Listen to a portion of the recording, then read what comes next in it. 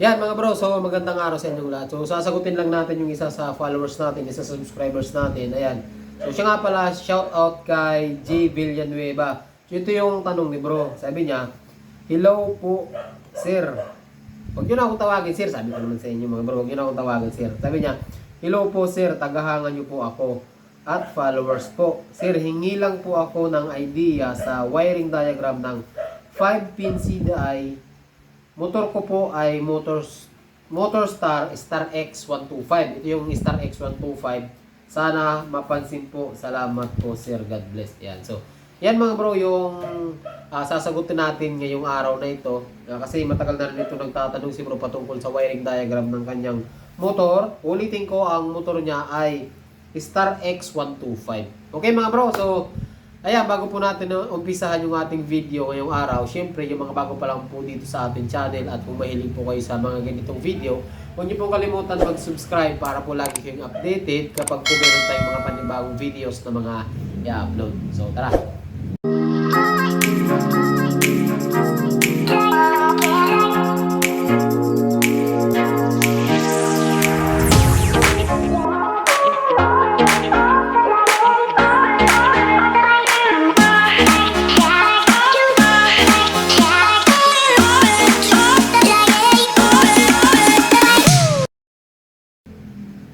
Yan mga bro, so bali ang gagawin natin is ang hinihingi lang naman ni bro ay yung wiring diagram. So bali mga bro, ganito yung makikita nyo na CDI ng Star X125. Ayan, yung nakikita nyo dyan sa screen, yung nakikita nyo yung picture, yan po ang itsura ng 5-pin na CDI. So ibig sabihin ng 5-pin mga bro, yan po ay AC drive. Okay, so para mas maliwanag mga bro, gagawa po tayo ng wiring diagram para mas maliwanag. At maintindihan nyo, kasi sasabihin ko sa inyo, papaliwanag ko sa inyo kung saan papunta yung bawat wire at kung ano yung purpose ng bawat wire. So tara! Yan mga bro para doon sa may mga Motorstar, ayan, Star X125, ito po yung CDI connection ng inyong mga motor. Para doon sa nagtanong, ito bro, so gagawa natin ng diagram para mas maikli lang yung video tapos mas mabilis. So panoorin nyo na mabuti mga bro dahil hindi na po natin uulitin ano. So gawa muna tayo dito ng CDI. Diba? Gawa tayo. Pasensyahan nyo na mga bro yung drawing natin kasi hindi tayo masyado maalam sa drawing. Tapos yung pwesto natin medyo... Bali, ang pwesto ng pin yan mga bro, isa dito. Kasi nga 5 wire siya, di ba? Ayan, 5 wire siya. Ayan. So, bali ganyan mga bro yung magiging pwesto niya. So, ito, meron ditong wire, meron ditong wire, meron ditong wire, at meron ditong wire, at meron ditong wire. Kasi nga 5 wires. Take note, ito yung ating CDI, ito yung kulay brown na socket, ito yung saksakan niya. So, meron tayo ditong 5 wires. So, ang tanong ni bro, ano daw ang wiring connection ng kanyang CDI? So, paulit-ulit na tayo mga bro. Unahin natin tong isa mga bro. Okay? Itong isang nasa taas mga bro, ito yung malimit sa mga, kasi yung mga Rossi, Motorstar, SIM, yung lahat ng mga China mga bro, halos pare-peras lang yung color coding na ginamit. So, kaparehas po siya ng Honda. Okay? So, malimit po ang kulay nito ay meron tayo ditong black. Yan. Black na may stripe na yellow. Okay. Yung black na may stripe na yellow mga bro, papunta po yan ng ating ignition coil. Okay? Papunta yan ng ignition coil. Yan. Okay?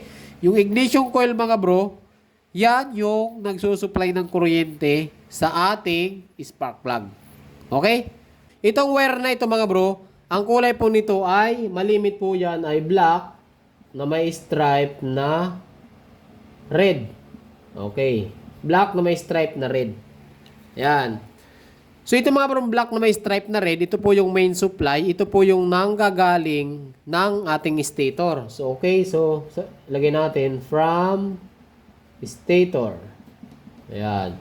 Kaya nga mga bro, sabi ko sa inyo, yung ating CDI, okay, yung ating pong CDI is hindi po siya battery operated. Kaya meron tayong black red, ito po yung galing ng stator. Ito yung main supply mga bro So kahit wala kayong battery, kahit wala kayong rectifier, so aandar ang motor nyo dahil hindi po siya naka-battery operated yung ating CDI. Okay, so tapos na tayo dito sa dalawang wire. So yung nasa gitna mga bro, ang kulay po niyan ay kadalasan ay black black red, puro tayo black So meron tayo dito black. Ayan. Black na may stripe na white. Okay. Black na may stripe na white. So ang function naman mga bro nung nasa gitna na yan is yung ating tinatawag na kill switch. Okay, kill switch. Kill switch. Yan mga bro. So ito naman mga bro yung kill switch. Yan yung nakadirekta sa ating susian. Diba? Papunta po yan ng susian. Ang kill switch na yan. So ang function ng kill switch, itong black and white na yan mga bro, kapag ka naka-disconnect sa ground, okay? Kapag ka naka-disconnect sa ground, so aandar po ang motor nyo. Ayan. Tapos ngayon, pagka na-supplyan siya ng ground, so hindi po aandar ang motor nyo. Yun ang trabaho ng black and white na yan. Okay? Black and white na yan. So, sa mga AC drive na motor mga bro, kung papansinin nyo, kung titingnan nyo mga bro, ang susian nyo ay laging 4. So meron tayo dyan na red, meron tayong black, meron tayong green, at meron tayong black na white. Yung black na white, ito na po yun. Okay, so nakakatatlong wire na po tayo. So punta tayo dito sa isang wire. Ito naman mga bro, yung wire na yan, so may sa ating left side, ang kulay po niyan ay kulay green. So, basic lang mga bro, basic, yung kulay green sa lahat ng mga China or sa Honda, Suzuki, hindi sa Suzuki, kasi sa Suzuki kulay black. Sa Honda, sa Rossi, sa Motorstar, sa Sim, sa Euro, ano pa ba? Yung mga halos mga China na motor, ang kulay green, ang pinagayahan nila is yung Honda.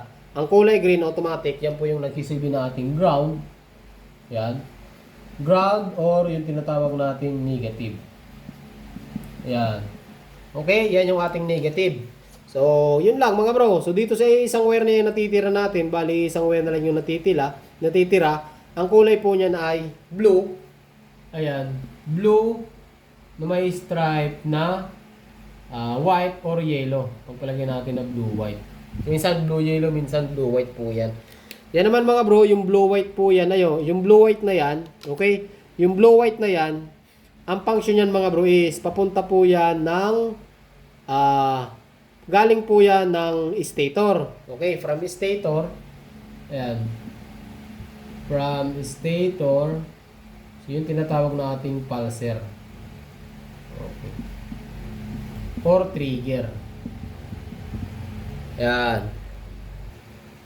Uulitin ko mga bro, yung blue-white na yan, yan po ay galing ng stator. So bali itong black-red na yan, galing ng stator yung ating main supply. Okay, yung tinatawag na primary.